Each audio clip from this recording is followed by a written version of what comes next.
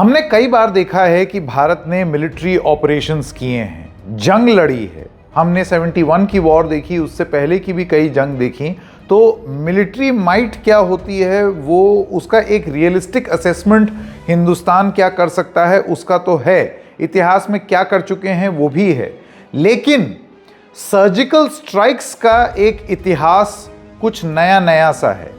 और 2016 और 2019 के बाद 2025 में जो सर्जिकल स्ट्राइक किया वो कैसे पिछले सर्जिकल स्ट्राइक से अलग था, वो कैसे टारगेटेड अटैक अलग था, उसके लिए क्या प्लानिंग हुई थी जो पिछली बार से एडवांस थी या ज्यादा थी। ये सारी चीजें आज इस कार्यक्रम में समझने का प्रयास करेंगे कि ऑपरेशन सिंदूर पहले के ऑपरेशन से इतना अलग कैसे है और ये कम से कम ऑपरेशंस करने की जो शक्ति है हम लोगों की उसको किस तरीके से दिखाता है। नमस्कार, मेरा नाम है संकेत उपाध्याय और आप देख रहे हैं इशारों इशारों में।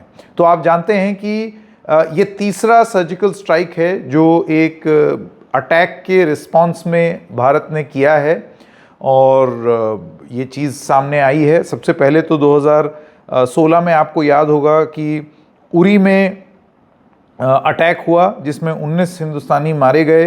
18 सितंबर उरी में हमला हुआ था और उसके रिस्पांस में हमने देखा था कि टेरर लॉन्च पैड्स जो लाइन ऑफ कंट्रोल के उस पार हैं उनको डिस्ट्रॉय करने का एक सर्जिकल स्ट्राइक हुई थी। लेकिन ये सर्जिकल स्ट्राइक 7 और 8 टेररिस्ट लॉन्च पैड्स जो एलओसी के उस पार पाकिस्तान ऑक्यूपाइड कश्मीर में थे उन पर थी, यानी कि टारगेटेड था, फोकस था और वो भी लॉन्च पैड पर। तो ये था 2016।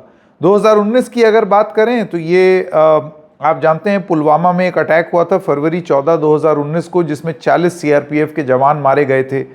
उसके बाद फिर बालाकोट में एक एयर स्ट्राइक हुई जिसमें जैश ए मोहम्मद का एक ट्रेनिंग कैंप, अब सोचिए पहले था लॉन्च पैड, ये छोटे पैड्स होते हैं एकदम बिल्कुल बॉर्डर से सटे हुए, यहाँ से आप चलते हैं। तो उरी के हमले के बाद उरी के हमले में अटैक किए गए लॉन्च पैड्स, लेकिन 2019 में हमला किया गया ट्रेनिंग कैंप्स में जो कि बालाकोट में है ताकि आगे हमला ना हो। तो ये एक इसको आगे एक बढ़त की तरह देखा गया कि पहले लॉन्च पैड पर हमला किया था 2016 में, 2019 में फिर जो ट्रेनिंग कैंप है उसके ऊपर हमला किया। और ये भी टारगेट, जैसे वहाँ पर 7 और 8 टेरर लॉन्च पैड्स थे, यहाँ पर एक सिंगल टारगेट था जैश ए मोहम्मद का ट्रेनिंग कैंप बालाकोट में, उसको निशाना बनाया गया था। 2025 लेकिन थोड़ा सा अलग हो जाता है, ऑपरेशन सिंदूर, और इसकी बहुत डिटेल में जा करके आपको बातचीत अभी थोड़ी देर में बताएंगे। लेकिन पहलगाम के 22 अप्रैल 2025 के हमले के बाद, जिसमें 26 सिविलियंस, जिसमें 25 हिंदुस्तानी थे, एक नेपाली था, उसके बाद एक जवाब देना था। और जवाब ये देना था कि आपको टेरर इंफ्रास्ट्रक्चर को तोड़ना है। यानी कि पहले में आपने लॉन्च पैड्स डिस्ट्रॉय किए, सीमित था। उसके बाद आपने टेरर ट्रेनिंग कैंप्स डिस्ट्रॉय किए, वो भी लिमिटेड था, सिंगल टारगेट था। अब यहां पर जो जहां से स्रोत है, जहां से ये आतंकवादी तैयार हो करके इन ट्रेनिंग कैंप्स और लॉन्च पैड्स पर भेजे जा रहे हैं, उस केंद्र पर हमला इस बार का उद्देश्य था, यानी कि बड़ा टारगेट था। और ऐसे 9 कैंप्स थे जहां से हिजबुल मुजाहिदीन, लश्कर ए तोयबा और जैश ए मोहम्मद की ट्रेनिंग होती थी। पूरा इंफ्रास्ट्रक्चर, इनका जो हेडक्वार्टर्स आप समझ लीजिए एक तरीके से। इसी वजह से बहावलपुर, मुरीद के, इन सबको निशाना बनाया गया है। और बिल्कुल उसी दिशा में आगे चलते हुए ऑपरेशन सिंदूर के तहत 9 जगह हमले हुए, जिसमें 4 पाकिस्तान के अंदर हैं, 4 पीओके में है, पाकिस्तान ऑक्यूपाइड कश्मीर में, और सब हाई वैल्यू टारगेट्स हैं इंक्लूडिंग बहावलपुर एंड मुरीद के। अब मैं आप लोगों को दिखाना चाहता हूं वो 6 पॉइंट कंपैरिजन कि कैसे हिंदुस्तान ने इस बार जो ऑपरेशन सिंदूर किया वो अब तक के जो ऑपरेशंस हैं उनसे अलग था। कैसे अलग था, आइए अब आपको स्क्रीन पर दिखाते हैं। पॉइंट नंबर 1 अब आपके स्क्रीन पर है। ऑपरेशन सिंदूर अनोखी सर्जिकल स्ट्राइक कैसे है, ये देखिए। सबसे पहली बात, तकनीकी उत्कृष्टता, जैसे कि हमने बताया उरी एक ज़मीनी हमला था, इसके बाद बालाकोट एक एकल हवाई हमला, उसका लक्ष्य ये था हवाई हमला, यानी कि एक में आर्मी इन्वॉल्व थी, एक में एयरफोर्स इन्वॉल्व थी। ये पहला ऐसा था ऑपरेशन सिंदूर जिसमें हमने देखा कि अब जो तकनीकी उत्कृष्टता है वो बहुत जरूरी है यहां पर, क्योंकि जैसे कि हमने बताया राफेल जेट्स का इस्तेमाल हुआ, scalp hammer missiles, loitering munitions, real time intelligence, ये सारी चीजें जो स्ट्राइक कैपेबिलिटी है उसको सुधारने के लिए उसका इस्तेमाल हुआ है इस बार ऑपरेशन सिंदूर में। तो सारी चीजें थी जिसका इस्तेमाल हो रहा है। और उसके बाद हमने ये भी देखा कि किस तरीके से बॉर्डर पर भी चाहे पाकिस्तान से जो सीज फायर वायलेशन हो रहा है उसका भी जवाब दिया जा रहा है, तो वो भी हमने होते हुए देखा। तो इस बार रिसोर्सेज का यूटिलाइजेशन और मल्टी प्रॉन्ड यूटिलाइजेशन ज़्यादा था। दूसरी बात, वास्तविक समय खुफिया जानकारी के साथ सटीक हमलों में भारत की एक छलांग हुई है, यानी कि आप किस तरीके से टारगेट कर रहे हैं और क्या टारगेट कर रहे हैं और आपने जिस स्केल पर ऑपरेट किया। ये देखिए, ये कोई एक टेरर कैंप अटैक नहीं हुआ है, एक बालाकोट नहीं हुआ है, या फिर उरी के लिए जो आपने बदला लिया उसमें आपने कुछ लॉन्च पैड्स पर अटैक किया, ये वैसा नहीं है। 9 हेडक्वार्टर्स पर आप हमला कर रहे हैं, यानी कि इंफॉर्मेशन का सटीक होना, इंफॉर्मेशन का प्रिसिशन, बचे रहना, लीक ना होना, इतने सारे अलार्म बेल के बीच में अभी 15 ही दिन हुए हैं ना, तो आप सोचिए कि कितने अलर्ट होंगे। अब वो तो दावा कर रहे थे कि हम बहुत अलर्ट हैं, हम हर चीज के लिए तैयार हैं, और फिर भी नाक के नीचे से हो गया। तो इस तरीके का प्रिसिशन ये अपने आप में बहुत अनोखा था।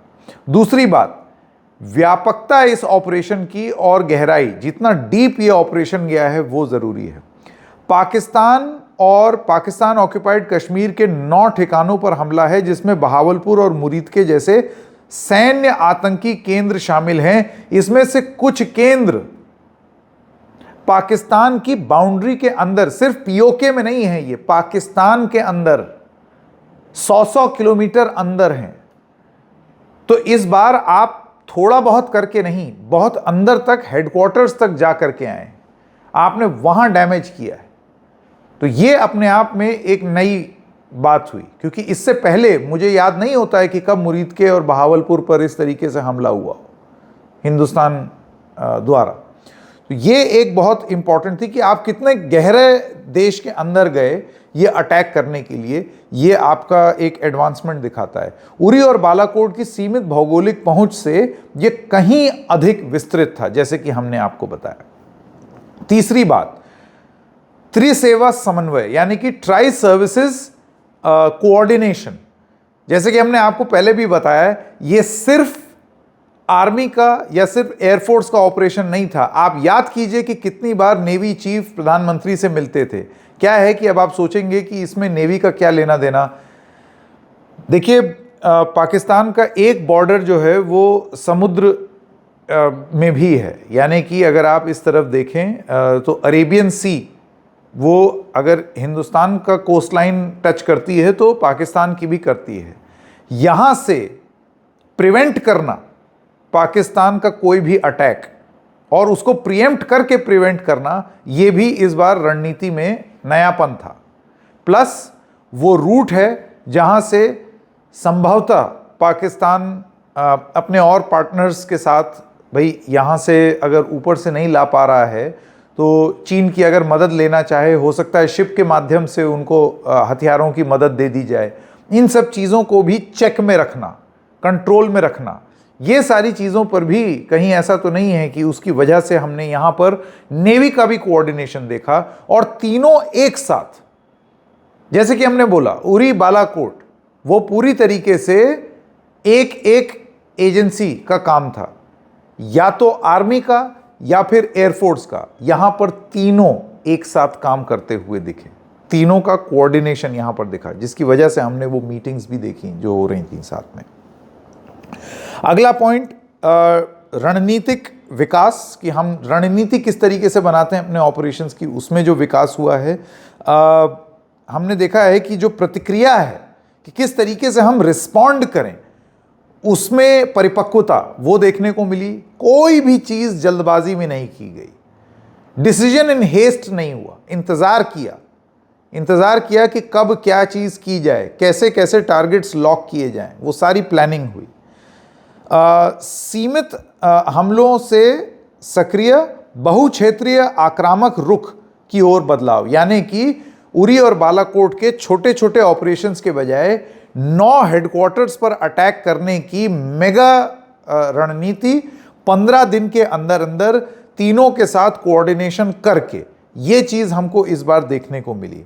दोहरे उपयोग, यानी कि सैन्य आतंकी ढांचे को निशाना बनाने की भारत की तत्परता कि हमको ये भी करना है, सिर्फ टारगेटेड अटैक्स नहीं करने हैं, हमको हेडक्वार्टर्स पर भी हमला करना है। तो वो जो विलिंगनेस है कि वो चीज़ भी करनी है और हमारे पास वो कैपेबिलिटी है कि हम वो कर लें, वो इस बार देखने को मिली, जो पिछले 2 अटैक्स से अलग है।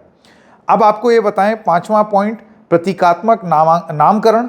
अब ये नामकरण ज़रूरी इसलिए हो जाता है क्योंकि आपने अक्सर देखा होगा कि आर्मी में ऑपरेशन विजय, ऑपरेशन शौर्य, ऑपरेशन पराक्रम, ये सब नाम traditional army, navy, air force operations के नाम ऐसे होते हैं। लेकिन बहुत सिग्निफिकेंट था ये नाम क्योंकि ये एक डिपार्चर है। हमने देखा है कि एक इमोशनल साइड भी देखने को मिली। भाई, पहलगाम में क्या हुआ था? महिलाओं के सामने उनके पतियों को बुला करके उनसे उनका धर्म पूछ करके उनको गोली मारी गई, यानी कि आपने महिलाओं का सुहाग उजाड़ दिया।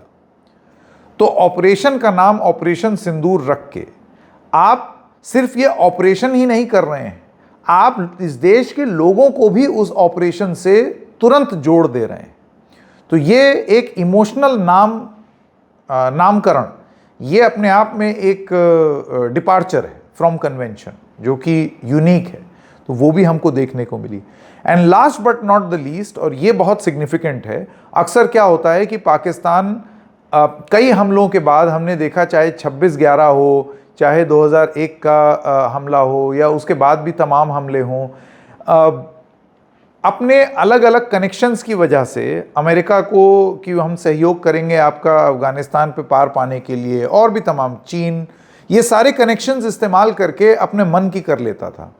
इस बार ये अटैक करने के बाद एक नैरेटिव सेटिंग को लेकर के एक बड़ा व्यापक और अच्छा कदम उठा भारत की ओर से, जो पहले से अलग देखने को मिला है। और वो कैसे हुआ? भारत ने प्रमुख देशों को समय रहते सूचित करके अंतर्राष्ट्रीय समर्थन सुनिश्चित किया। यूनाइटेड स्टेट्स के एनएसए यानी कि मार्को रूबियो, इजराइल, रूस, यूके, सबको समय से सूचना दे दी ऑपरेशन सिंदूर के बारे में। इसे आक्रामकता नहीं, आतंकवाद विरोधी हमला बताया कि हम अग्रेसिव या अग्रेसर नहीं है, हम अपना राइट टू डिफेंड को एक्सरसाइज कर रहे हैं क्योंकि हम पर पहले हमला हुआ है। वॉशिंगटन पोस्ट ने सटीकता और संयम, और CNN ने भी सटीकता और संयम की सराहना की है। यानी कि यूजली जो वेस्टर्न प्रेस, इंटरनेशनल प्रेस में भारत की ज़रूरत से ज़्यादा आलोचना होती है, आप देख लीजिए, चाहे स्काई न्यूज़ हो, वेस्टर्न मीडिया के जितने भी आउटलेट्स हैं, वो इस बार आपको कम से कम नैरेटिव में प्रो इंडिया, बहुत हद तक प्रो इंडिया दिखे, प्रो पाकिस्तान नहीं दिखे। ये अपने आप में एक बहुत बड़ी उपलब्धि है। ग्लोबल नैरेटिव सेटिंग भी बहुत ज़रूरी होता है। आपको ये भी बता दें कि ऋषि सुनक तक ने भारत को के हमले को उसका हक बताया है, यानी कि हमला हमारा हक है। हमला इसलिए हक है क्योंकि पहले हमारे ऊपर हमला हुआ है, तो अपने आप को डिफेंड करने का हक हिंदुस्तान के पास है। तो इस तरीके की बात भी, नैरेटिव बिल्डिंग हो रही है। तो आप जैसे कि देखें, आपने देखा ये 5 या 6 पॉइंट्स में हमने, इसमें से बहुत सारे पॉइंट्स ऐसे भी हैं जो कुछ हद तक मिलते जुलते हैं, लेकिन मोटा मोटा ये समझना ज़रूरी है कि कैसे ये 2016 और 2019 से कितना अलग ऑपरेशन था। ये प्रस्तुति कैसी लगी ज़रूर बताइएगा। फिर मिलेंगे किसी और मुद्दे के साथ, तब तक के लिए नमस्कार।